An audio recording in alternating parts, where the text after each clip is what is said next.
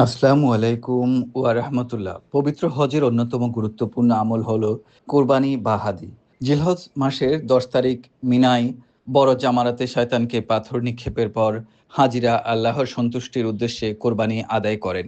অনেক হাজির জন্য এটি শুধু কোরবানি নয়, বরং হজে তামাত্তু ও কিরান পালনকারীদের জন্য ওয়াজিব দমও। হজের নির্দিষ্ট বিধান অনুসারে এই দম আদায়ের মাধ্যমে হাজি তার হজের গুরুত্বপূর্ণ একটি দায়িত্ব সম্পাদন করেন। কোরবানির পাশাপাশি হাজিরা নানা ধরনের ভুলের কারণে দম দিয়ে থাকেন। কোরবানি বা দম কেবল পশু জবাইয়ের নাম নয়, এটি আল্লাহর প্রতি আনুগত্য, এবং ত্যাগের এক মহিমান্বিত প্রতীক। হজরত ইব হজরত ইব্রাহিম আলাইহিস সালাম যখন আল্লাহর আদেশে তার প্রিয় সন্তানকে কোরবানি করার জন্য প্রস্তুত হয়েছিলেন, তখন আল্লাহ তার আনুগত্য সন্তুষ্ট হয়ে ইসমাইল আলাইহিস সালামের পরিবর্তে একটি দুম্বা পাঠিয়েছিলেন। সেই ঐতিহাসিক ঘটনার স্মৃতি ধারণ করেই মুসলিম উম্মাহ আজও কোরবানি পালন করে থাকে।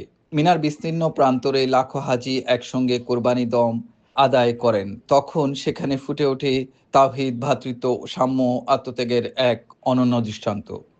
বর্তমানে সৌদি কর্তৃপক্ষ কোরবানির আনুষ্ঠানিকতার জন্য বিশেষ ব্যবস্থা নিয়েছেন। ব্যাংকের মাধ্যমে এবং বুথের মাধ্যমে টোকেন ব্যবস্থাপনা করা হয়। এই জন্য নির্ধারিত পরিমাণ টাকা হাজিরা ব্যাংকে হজের প্যাকেজের সাথে জমা দিয়ে থাকেন। এর বাইরে হাজিরা যে দমগুলো দিয়ে থাকেন সেগুলো নিজ উদ্যোগে সংগ্রহ করে কিংবা নিজেদের পরিচিত কারো মাধ্যমে সংগ্রহ করে থাকেন। হজ কিংবা ওমরার ক্ষেত্রে এ দমটি দিয়ে থাকেন হাজি সাহেবরা। ভুলের প্রায়শ্চিত্ত হিসেবে এই দম প্রদান করা হয়।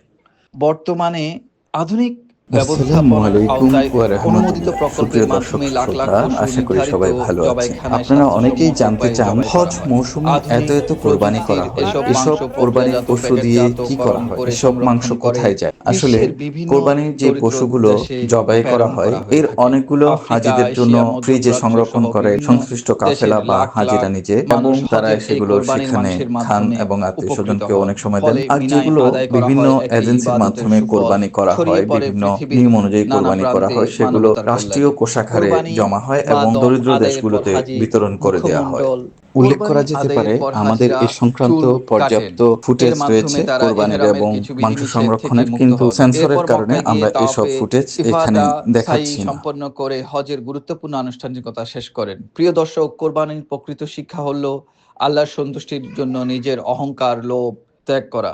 আপনারা দেখতে পাচ্ছেন যে এখানে কোরবানির জন্য অনেকগুলো পশু রাখা হয়েছে। আপনারা যারা মক্কায় হজ কিংবা ওমরা করতে আসবেন, তারা চাইলে একটি প্রাইভেট কার নিয়ে এসব এলাকা ঘুরে দেখতে পারেন। বর্তমানে হজের ক্ষেত্রে সরাসরি সৌদি কর্তৃপক্ষ কোরবানি করে থাকে। তবে দমের বিষয়ের জন্য আপনারা এখানে আসতে পারেন, এসব হাটগুলোতে আসতে পারেন।